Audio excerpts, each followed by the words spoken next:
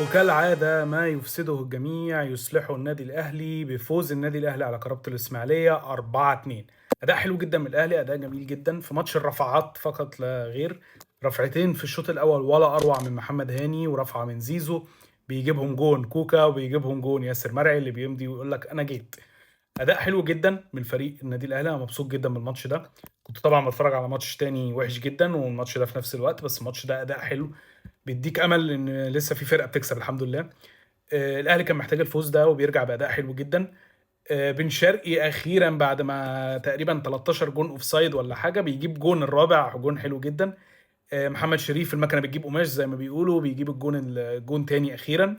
كهربة الاسماعيليه في الشوط التاني كانت بدات عايزه ترد وعايزه، وجاب الجونين حلوين. بس بن شرقي في الاخر بيقفلها وبيقول لك لا خلاص بقى كفايه كده. بس اداء حلو جدا من الفريق النادي الاهلي.